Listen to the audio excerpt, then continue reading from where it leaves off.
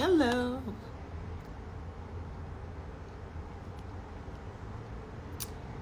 This is 52 Weeks of Design Live, and today I am asking,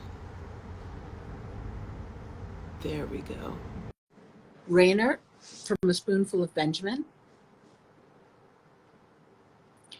wonderful editor. Hi, Hi, Alexa. How are how you? you doing?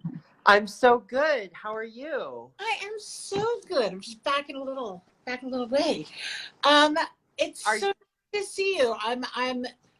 I'm really over it. I know, me too. You know what? I'm just ready to throw in the towel. I'm ready to just go out. Let's just be done with this. Yeah. It's really pushing the outer limits. But I hear you. I'm so grateful to have friends that will hop on these with me so I can see people and feel connected. So thank you. Thank you so Oh my goodness, absolutely. It's a joy and a pleasure to connect with you. And I know much. Pleasure. it's usually in person. It is. And usually we have something very exciting to talk about because you always have something new happening or you're launching something. And So well, now we have all these fun new things. Like I didn't know about interior design, about that. I want to talk absolutely. about Domino. I want to talk to you about the new house. There's a lot to talk about. There's a lot to cover. And I feel like we have to talk about your red lampshade too. That is just Oh like yes, we're giving gonna me so much make life. the grinding funky. It's actually hot pink. Um, Ooh, even better. it is really cool. And when I just did them like in the past few months, and I was a little worried that it was gonna be nuts, but the light bulb, the light from the light bulb makes it chills it out just the right amount. It's all about that balance, which you've mastered. Balance and harmony. So first, tell me about your role at Domino, what you're doing. I know a lot of decorators like to watch these videos. How do they get their work in Domino? All of the usual questions. Yeah, I mean, I always just say call me. Message me for my phone number. I give it out like candy, and I really miss phone conversations. So I'm always happy to hop on the phone with someone. I think it's the best way to connect, and I feel like the phone is back. So definitely, like during all of this time, um, feel free to reach out. Like I'm always happy to walk through a space on FaceTime. So great. Yeah, I feel like I love getting a little bit of a sneak preview. So even before you've shot anything, that's always an exciting time to see a project in a space. And then, I always am interested in offering my unsolicited advice in terms of like how a space might get shot or what Great. areas of a space to Does prioritize. you I know you've worked at various outlets at Domino when you were looking at a space. Do you have a mantra in your head or something that you are weighing things next to? Like I'm looking for this person, this kind of space. So what are some of the adjectives that guide you to stay, you know, to best represent the Domino reader? Yeah, it's all about staying the course. And I think one thing that I'm always looking for is personality and differentiation because Domino is a fun, younger brand. Historically, it was always a place that kind of prioritized up and comers. So I think that for Domino, it's so important to have a really unique point of view that feels a little bit different. I Great. think it's a little bit looser, so I think we're generally less fussy, and I think we're a little bit more open to mixing and matching, like things kind of coming together in a way that feels really natural and really personal to whoever's living there, whether it's your own space as a designer or whether it's like a really fun client. And and yeah, I mean, who doesn't want to read about that? I do. Nothing wrong with freshness and newness having it not look forced. Yeah.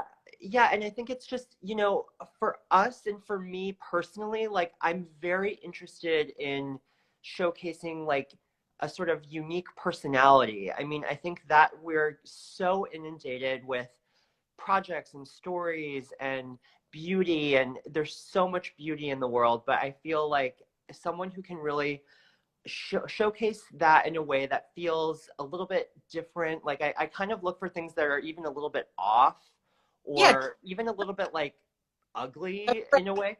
too. Yeah, yeah. Yeah, no, I totally get that. I feel that way about faces. I feel that way about faces. The more I look at Instagram and the filters, the more and I love drawing faces. So um, I Yeah. I look at those filters and it makes everybody look the same. And it tilts everybody's eyes up. It makes our noses tiny.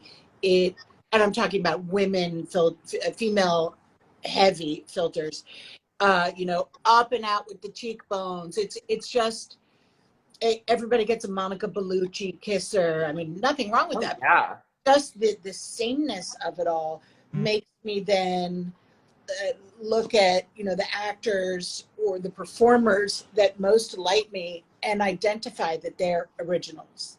So it's very similar. It's just looking at the sameness is a drag. Yeah, I always think it's sort of like, anyone with half an eye to design can do a little bit of research on First Dibs. They can go to the galleries, they can pick out 6 things that like they've seen before, and it's like the genre kind of Yeah. Rietveld kind of like Kagan like thing, and it's like, yes, we get that, and it's beautiful, and those pieces are incredible, but I think that in order to really stand out today, it's like you've got to add your own twist to things. I think you've got to have the historical knowledge and classical kind of training in a way to really be able to make those changes and to sort of understand. If you're going to use one of those things, how do you distinguish yourself? Exactly, I, exactly. my mind's eye of the kind of room that you're describing that we've all seen, and we're like, okay, enough already. It is has a lot of orange in it. It has one of those big lamps that curves over and has the metal ball. Oh yeah.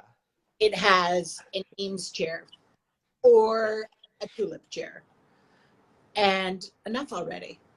Oh my God, I know. I It think it's like, doesn't even it's extended actually being a visual. You look at it, you're just reading code. This is code for young, hip. It's strange. exactly. It's almost like a formula. And Really.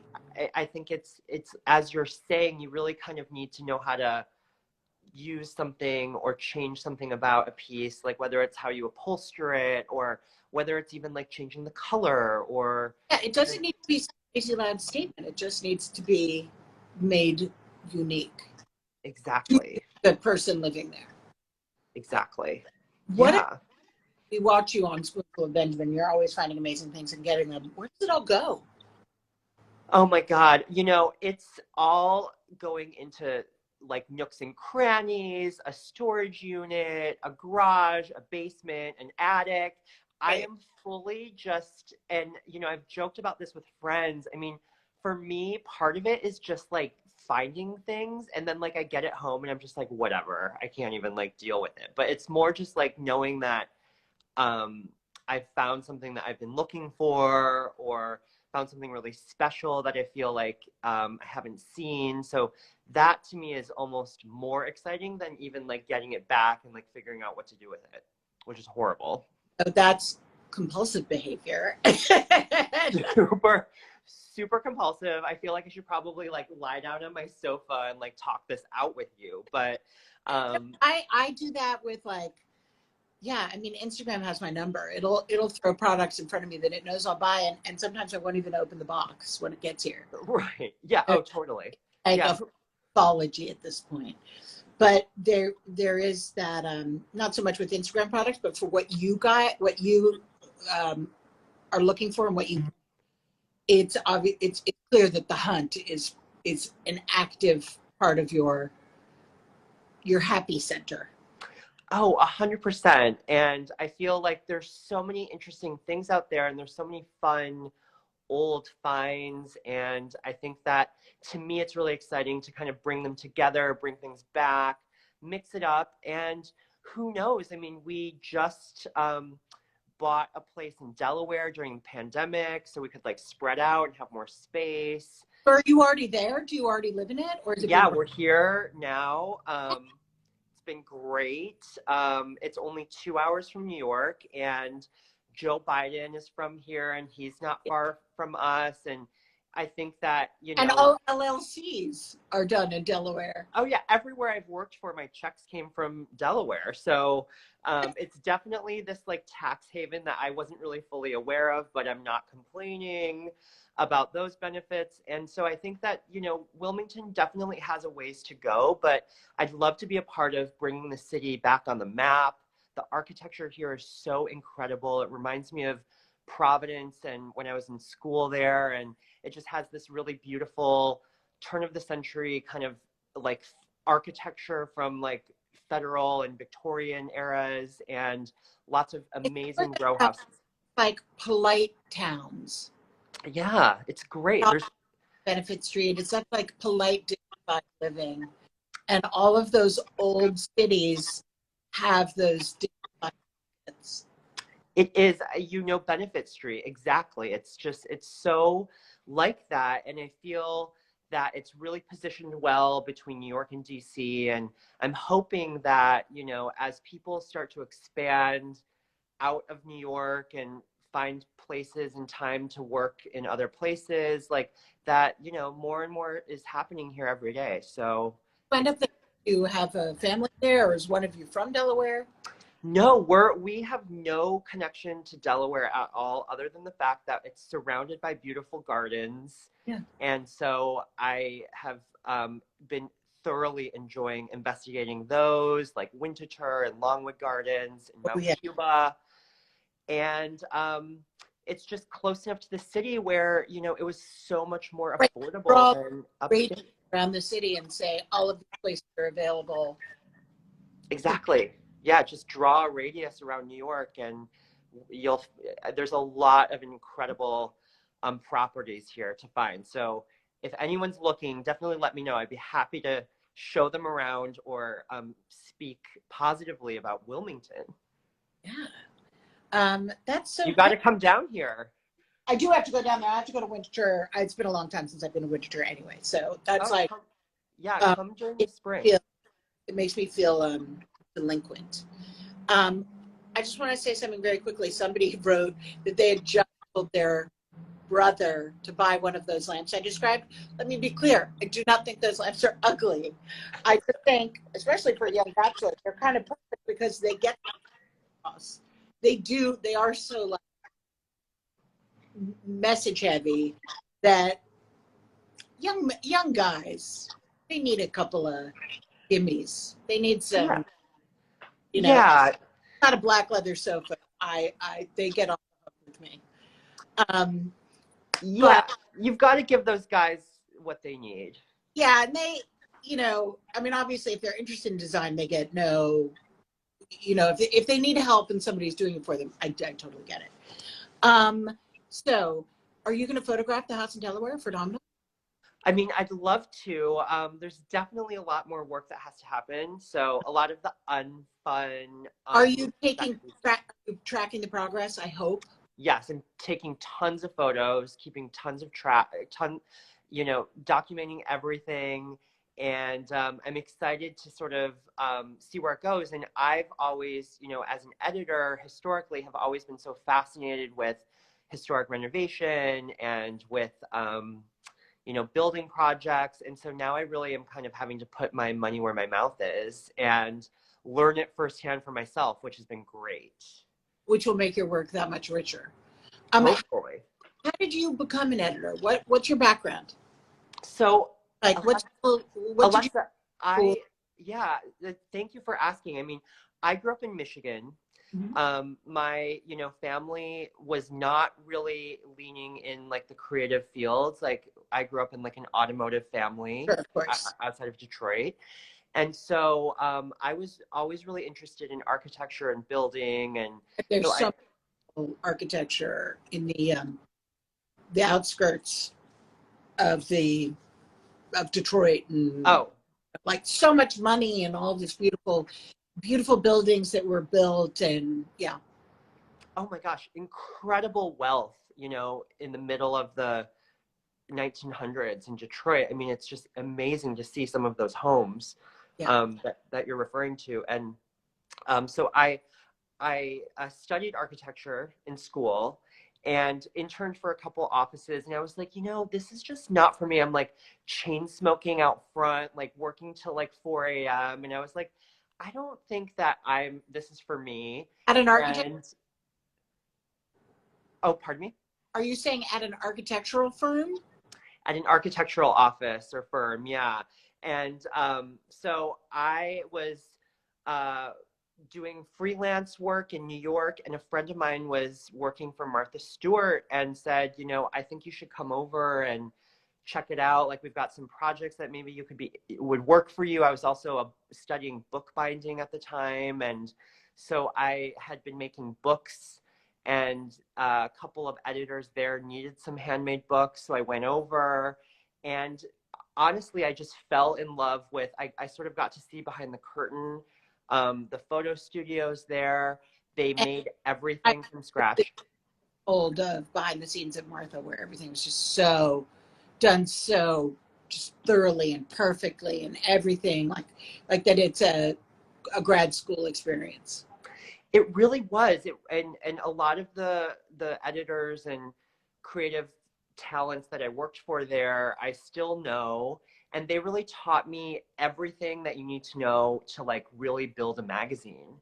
And so that's like everything from like the copy to the like like having napkins custom made and hand dyed, like that you're seeing on a table only at like this big. Yeah. So I mean, it was just like all of those details, and it was fascinating for me. And then I kind of realized, oh, this is a job, and kind of made my way back to like interiors and design, because that was always been my first love. And so started then to work at other publications that were more shelter titles, like Traditional Home and House Beautiful and all of that. And how did you know at that point that the role you wanted to inhabit was that of editor?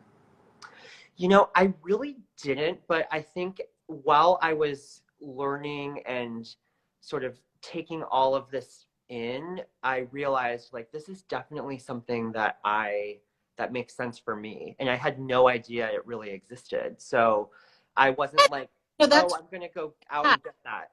because we obviously we all know of editors, but it's kind of vague to the uninitiated what that all means, and they're like, that's a big career, Oh like my it's a gosh. big option.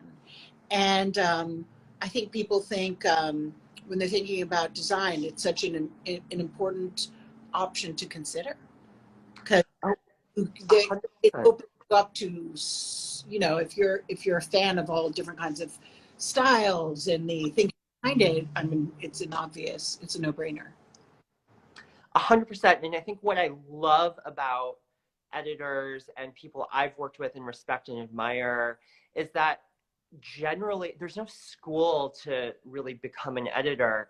It's everyone comes at it from like all different angles, like whether it's like from art history or whether it's from more of a creative hands-on approach, or whether it's from more of a journalistic side. So I think it's great for someone who's like me, who like loves to be like bouncing around and back and forth all around the city. It kind of keeps me like grounded in that way, and really gives me a lot of energy. Well, just thinking about the very sad death of Andre Leontali yesterday, and it was funny. I woke up at like 2:30 in the morning and I opened my phone and it was right there.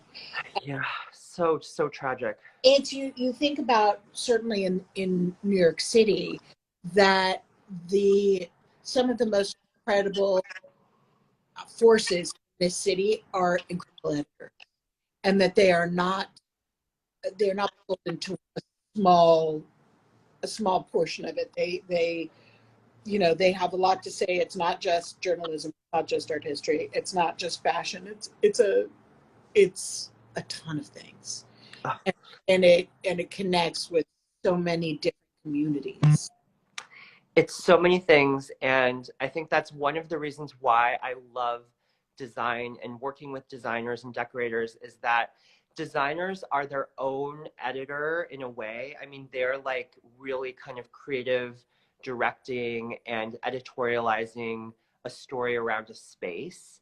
And so I think that's where I kind of always have felt aligned with them. Yeah.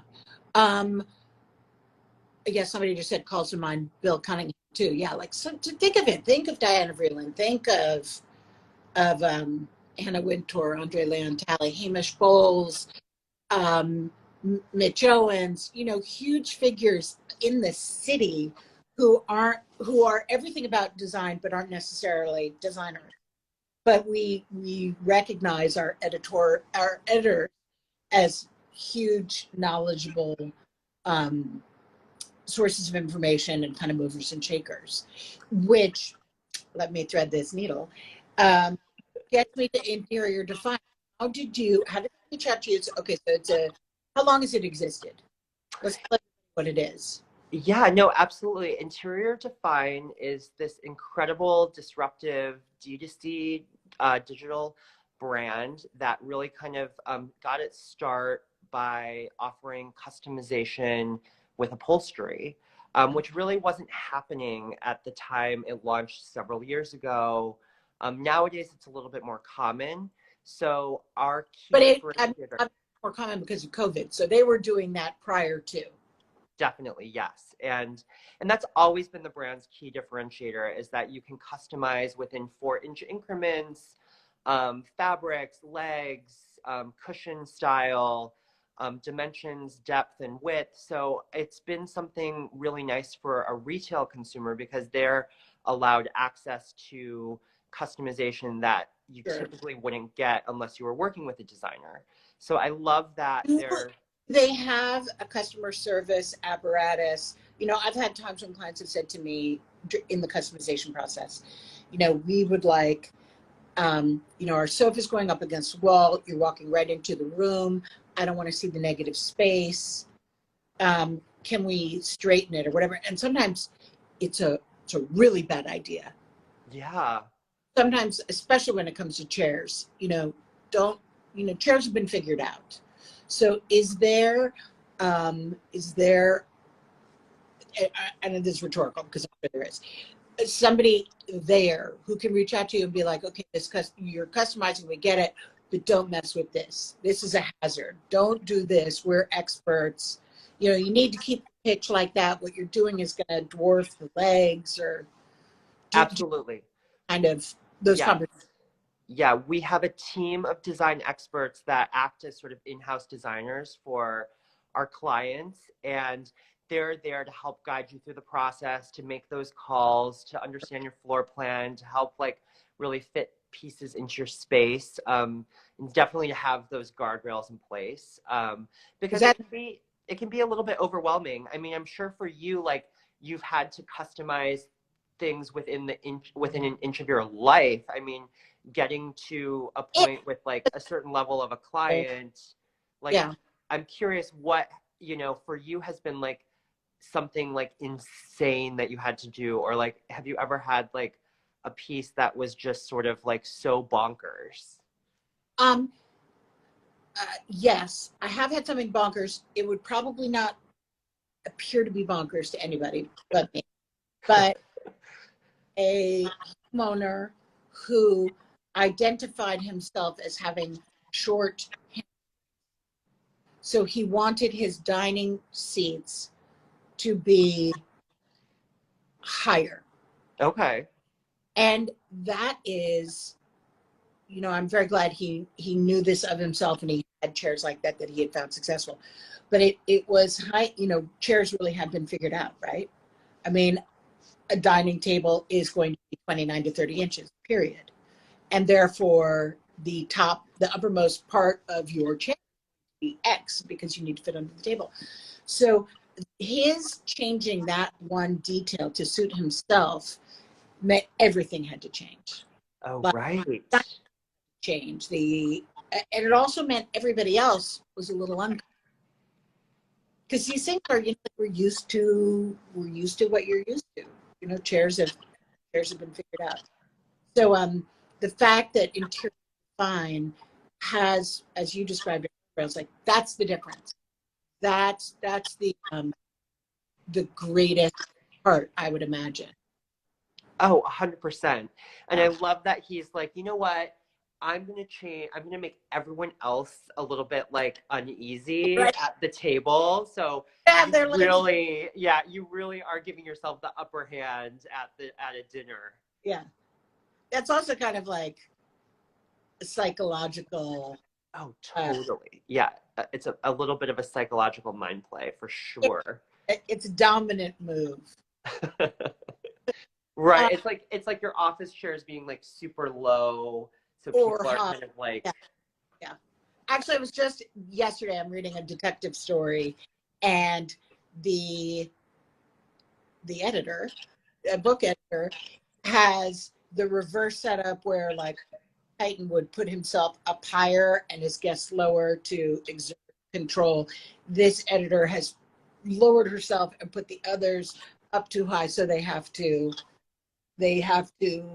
diminish themselves. But yeah, fiction, but all of those things are, when you're dealing with seating, they're all issues. So how did they, I mean, obviously I know who you are. Everybody who reads design magazines knows who you are. How did they go about reaching out to you to make you their creative director? Oh, well, it's funny. That's so cool.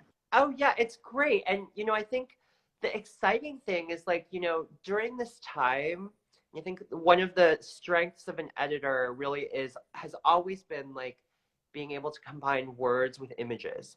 And I think that's never going to change.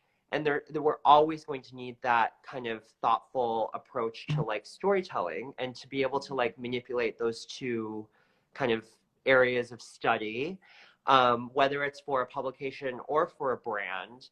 So for me, it's been an exciting new challenge to bring that energy of more an editorial kind of inspiration based approach to a brand. And I had always worked with my boss, Jill John. She used to be the head of marketing for Williams Sonoma and Serena and Lilly. So we've worked together. You've totally got the inside track there. Totally. And, we used to meet each other for desk sides and see each other in the city. So it really was a natural fit, just in terms of having some historic knowledge and knowing some people there. But also, I think an opportunity too, to kind of bring a different approach to a brand that is really in a high growth phase right now, I'm so excited to be expanding into a printed catalog, new retail locations all across the country, and, kind of going back to those classic, it's brick and mortar, it's printed product. I just heard my last 52, somebody called her, she had started off as an internet concern and now has a store, and she called it click and mortar. which I loved. That's genius. Oh my God, she needs to patent that immediately. But how I am personally very curious about what being a creative director, like what are you required to do? How do you go about it? What are some of the things you, given your background, that you're, when you're talking about storytelling, how are you making sure that you are expressing the story? How do you do it?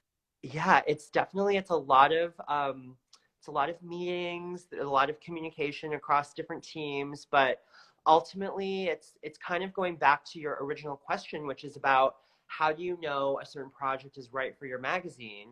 Mhm. And for me, it's like, how do I know what is right for this brand? And in doing that, it's creating style guides, it's creating boundaries, it's pulling a lot of inspiration, and it's really kind of being a laser eye focus on everything in an image, whether it's like a little tiny vase in the corner or it's like the color of the room. So all of these things kind of have to ladder up to your ultimate kind of like vision for where you see things going, and just kind of being almost like the gatekeeper. Sometimes I feel like I have to be the bad guy, but yeah, really kind of being strict in terms of what you are creating and with who, how, where, all of that. We're actually shooting in a really beautiful space in Chicago, like right now. So just kind of working with the team over FaceTime, just to make sure that we're getting things at the right angle, that the lighting is correct, and Wow. then how all of that visual content that we're capturing will then be packaged and delivered and put out into the world, like on our various channels, is sort of the same kind of format and process that I've gone through at some of the magazines I've worked for. So it's that sounds just huge, exciting, and challenging. Oh, Uh, yeah. how I mean, you must be having to produce assets all the time.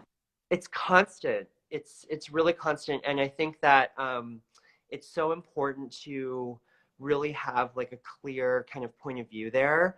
And you know, with designers and working with designers as well, really capturing those assets for yourself in the moment, when it's fresh. I think it's really important to do, because that's all we have at the end of the day.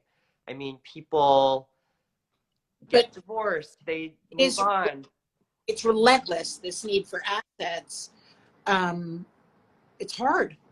It's really hard, and our followings and our audience are becoming ever more sophisticated with their eye. So I mean, it's really competitive. I mean, you really have to step it up. Yeah, Yeah. that sounds fun. I mean, it sounds really fun, but the idea of you're having to do it from home sounds kind of tricky. Sorry, I'm moving. I'm like I'm all. It's definitely it definitely has its challenges, but you know, we're just being super careful, and I will go out there as needed. And Where are they um, based?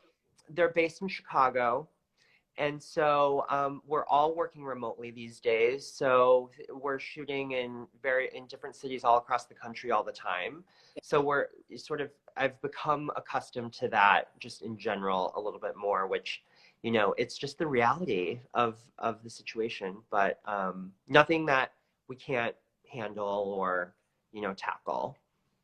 Is it exciting? Well, I know that they are like seriously growing right now, especially right. They've just had another, you know, growth period, or they're in Yeah. it.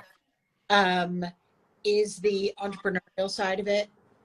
I mean, again, rhetorical question. I know it's thrilling. Um, what what part of that are you? Oh, God. I mean, it is. It's also like spreadsheets and numbers. I would just kind of glaze over. Do you have to look at all that stuff? Not generally, but I am a little bit curious about all of that too, because, you know, I am also really interested in the business side of things and how that really affects creative decision making. And so I really want to grow that side of my brain. Mhm. So that's definitely a challenge that I've instilled for myself this year.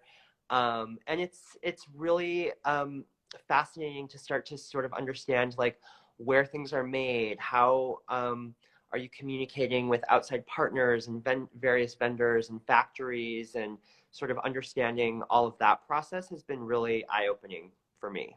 It's something that I've never really had visibility into before. So, Yeah, it sounds thrilling. and I mean, you know, from your perspective as well, I mean, you've had to really kind of have an eye towards keeping an eye on where things are being made, how, and like reviewing samples and all of that. So I feel like that must have really influenced your design point of view as well. For sure. And but what you were just saying about, and this is an interesting thing to discuss with anybody who might be looking at this, thinking about licensing, is what you're describing, though in a much bigger, a bigger way, when you're saying that all of you being the gatekeeper and setting the boundaries, that's what I have to do to an extent as I've spent more time in the world of designing product. I have obviously realized how important it is to make those boundaries, because it is very tempting, as long as we're interested in lots of things. Sorry, Percy. Oh. We're interested in lots of things, and there's so many beautiful things to be involved with. But one does have to remind oneself, like, you can't just explode. You do have to have a logic to it. And even if you really wish something existed and you would love to design it, sometimes you have to look at it and go, that should exist, but it shouldn't exist by me.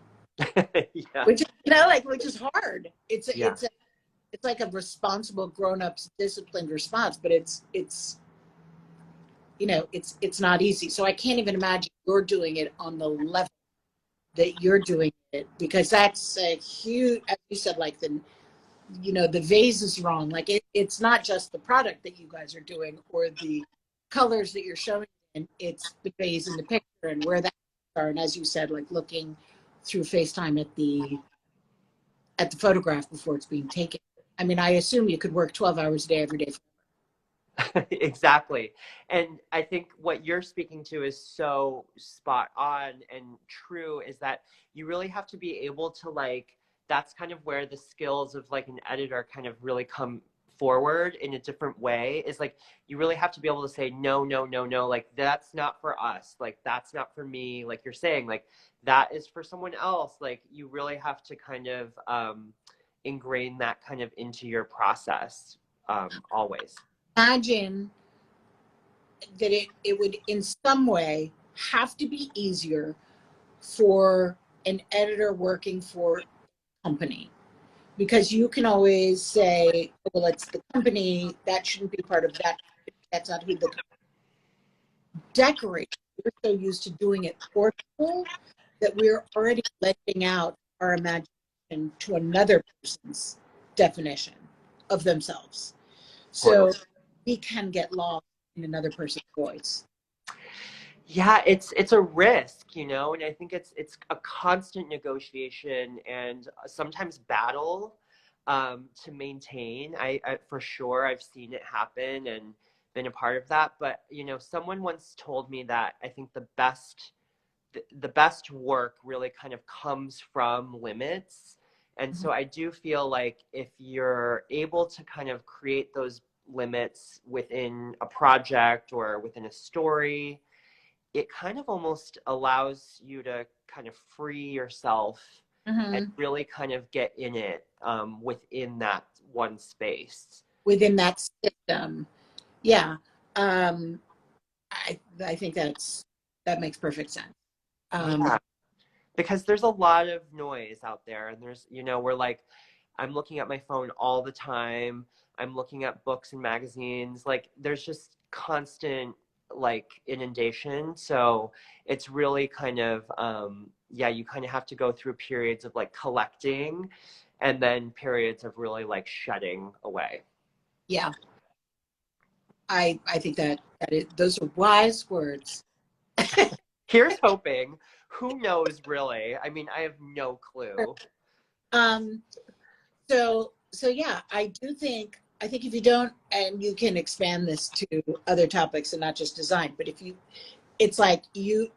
identify your system of beliefs, which we are defining here as limits, if you have your core set of beliefs, then yes, you can free yourself within those confines. But it's also interesting reflecting back on what you said about who the domino reader is and what you want to show that reader. is you just have to, you have to be free within those limits, but lock down too tight, because then there's no personal voice. Right, Then exactly. then it's just too policed. At that point, you have to then recognize, like, okay, where can I break the boundary? Like, where can I cross the line? How do I shake things up? And all of this really does go back to even just like my days as a market editor at Hearst. And when all three magazines, Elle Decor, House Beautiful, and Veranda, we were all in this little pod at the tower. And it was like you literally had to see every single thing in the market, go to every appointment. I mean, we were like hitting the pavement at like 9 in the morning every day and going to like 4 appointments before even going to the office. And then like being there and like throwing things in the air and being like, this new collection doesn't make sense for me, but I think it would make sense for you. And like literally I describe it as like people throwing things in the air to each other. Various magazines? Yeah. Okay. Exactly.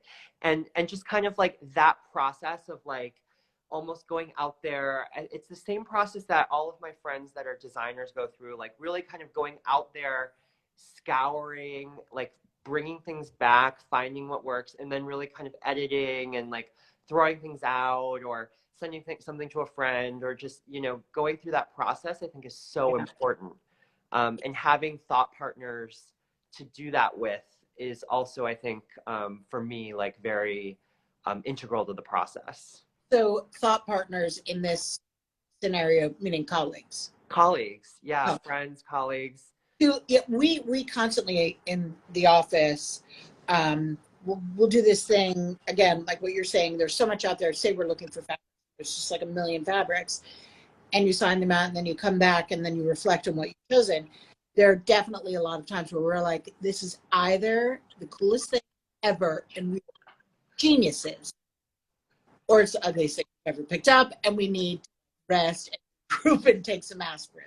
Yeah, exactly. But yeah, that process, like we just have to go through it. Like, is it the ugliest or is it the coolest? Yeah, like this is likely brilliant, but 5% chance like a terrible idea. That's a good, yeah. As you said about like identifying the places where you can push it, whether it's, you know, a moment of asymmetry or color pressure. So would you ever open a store for this great collector / hoarder / victim of your own? I would love to. I would love nothing more than to have like my own beautiful store, like maybe even here in Wilmington. There's definitely a need for some design destinations here in the city. I am 100% confident that I would run a store into the ground financially. So I'm you need a partner. I'm desperately in need of a business partner for sure that I can like really trust and work with. And it goes back to my younger days, like when I first stepped foot into Thomas O'Brien's shop on Broome Street. Yeah. A stylist that I was working for took me there for the first time to source for a project, and I just will never forget that. So I mean, it's definitely ingrained in me, and hopefully one day it could be a reality. We'll see. If you don't have the gene, or maybe not even the gene, it's like an ability. I think Thomas it's incredible that he has his design ability for interiors, his design for product, his ability to thoughtfully discuss why he, what things are, why they work, and so forth, and that he can do a shop. And he loves himself shopkeeper. Oh, he gets it with visual merchandising for sure. Getting it and then rotating it, not letting it look stale, and merchandising, and yeah, it's crazy. So yeah, you could do it as long as there was somebody, because you're the perfect person, because you are always going out and finding things. It's true. Does Interior Design have one of a kind? We don't currently, but it's definitely something that could be a really fun offering to build into the way that business happens, especially since we're expanding our footprint with retail spaces. We're opening like 22 stores this year. So, I mean, it's a huge endeavor, and I think people always are going to want to shop locally in their market and really kind of see like, Yeah. yeah, and it's so important to really see how to, you know, you're going to invest in a large piece of upholstery, but like, how can you really bring it to life? So it's not just this honking thing in the middle of your space. Yeah. I think what Schumacher has been doing with their kind pieces that there's is another how that can work. It also means if you have if you have any kind of business that's monolithic in terms of its offerings, like here's a sofa, here's a chair, here's a whatever. If you have a combination of one of them, that's what brings people in the door, right? Yeah, it's so important, especially with custom, to like have those options and those unique pieces. I mean, I love going into the Schumacher showroom and always am kind of looking for fabrics or different color inspiration. But now I'm like distracted by all of the amazing like vintage pieces that they have. So I'm like getting super distracted, but it's exciting to see. Everything takes so long to get. That's that extra layer of excitement that I can walk out the door. It's so true. And I think with all of the supply chain issues and the shipping delays and container issues, like you're right. It's like these pieces are literally there. They are available. You can take it out, like send it where it needs to go. It's all like, I think that's the beauty of antiques. And I, for one, am a huge supporter and want to see more younger people understand how to use them in a way that feels fresh and different, because And those pieces. not just antiques. If you had an interior defined showroom and you cover a few of the pieces that are on offer and really wackadoodle things that are very editorial specific, and like you are not going to sell 100 of them, but somebody could come in and just so that they could walk out with it, be like, wow, inspired. That could only work for me. I need to buy it. 100%. You are like thinking like a genius visual merchandiser. I love Or it. I like a mean, greedy person. you know, I mean, it's so true though. I mean, with editorial content or with like a store window or, you know, anything like that, I think it's sort of your job to like get people in the door. And like at the end of the day, they're going to likely buy the gray sofa or they're going to buy the beige chair, but they may be inspired to incorporate color in a new way, or they may realize they may see an emerald green settee and be like, you know what, that is, I could do that. Like I'm seeing it. Yeah. Yeah, yeah.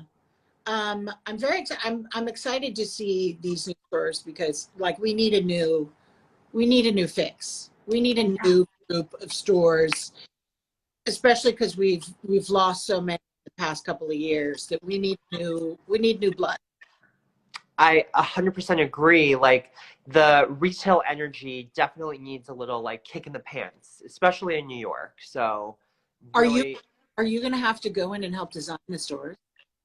you know, we have a whole real estate and store team. I'm really kind of working to sort of help bring our brand message forward a bit more in the stores. And I am working on an exciting project that is a little bit more thinking about like accessories and how the styling works in the stores. But it's a big undertaking. It's not just one store. So what happens in one space has to happen.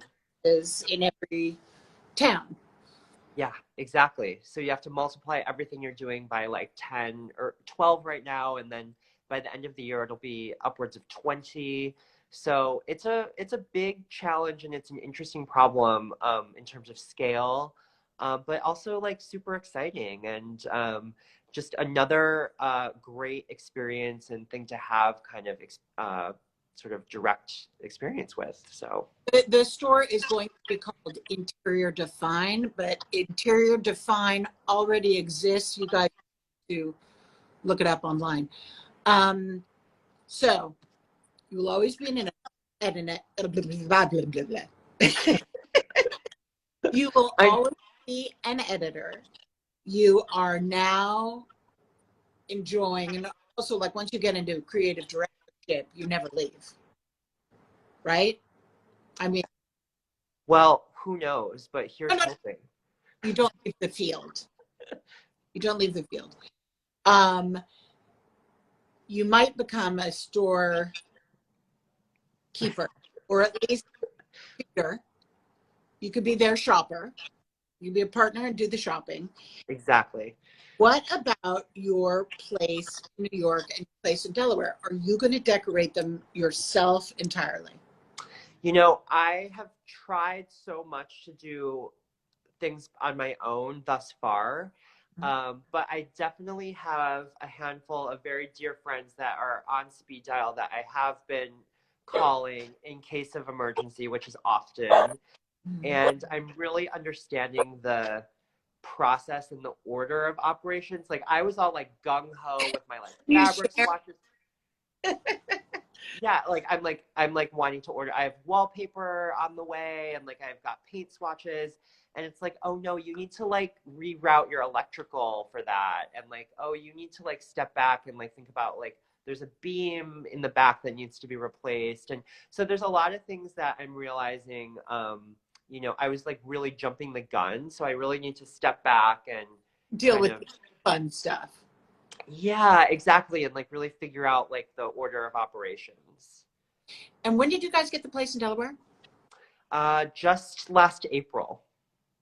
Okay, so good. So I admire people with the strength to live in a place and figure out how they want to use it before they decorate, because I could not do that. But I think there's value in it. Yeah, I think because Alexa, you have like the breadth of knowledge and the experience to, I think, look at a plan and sort of know like, okay, this is how I'm going to like break up the space. And for me, like, I actually am like, I need to like sit in it or like have coffee over here, like walk, like spend time like just reading in that corner. And then I'm starting to understand, oh, like, how does this work? Like, how does the light work in this space? I mean, it's very overwhelming. I'm a little bit like, whoa, this is Sorry. yeah. Yeah. No, yeah. So I have the utmost respect for you and like everyone else that I know that is able to kind of like see a plan, like chop it up and like know how to space plan, and I think understand the scale. That's another thing, like scale and proportion and volume for me is like really the biggest challenge. Like the actual space. Well, you know it when you see it. Yeah. But yeah. Yeah. When it's all done, would you publish it in a magazine, or is it going to be on A Spoonful of Benjamin? Yeah, I'm kind of bringing people along on my own channels, and so I think which has been really fun. It makes sense. Yeah, but I'd love to sort of one day have it in a place where we could really photograph it. Yeah. When you say your own channels, you said plural. I know that obviously the Instagram. Is there another channel? Well, there's Instagram. There's my website, which I do publish content there. And then I've also just started using TikTok. So I'm trying to find new ways to put content there. I have read that is required, that it's necessary, but I think it's definitely early days for the design industry, but I mean, it's like, it's an important medium. So I think we have to start experimenting and testing the waters. Yeah, we do. Well, thank you so much for letting me grill you for an hour. What are you looking forward to this year among your many, many projects? Which, I mean, it sounds like you are just wall-to-wall busy. Well, I'm really looking forward to getting back to a place where we're all in New York again, and I think all back to seeing things in person. And I'm really looking forward to hopefully this year getting back to seeing some of the shows in international markets. So I'm really just looking to kind of like. And are you going to market it? Are you going to go Get to? back. I didn't this fall, but I'd love to go this Please. spring and just start seeing things again in person. You know, I think that's not being able to like experience and touch and see things has been definitely like wearing on us all. So. Oh yeah. Oh yeah. I agree. Yeah. Well, I can't wait to see you in person when you're back in the city. And I can't wait to come and visit you in Delaware, which I will now invite myself to do since you want to be Delaware's cheerleader. 100%. Please come.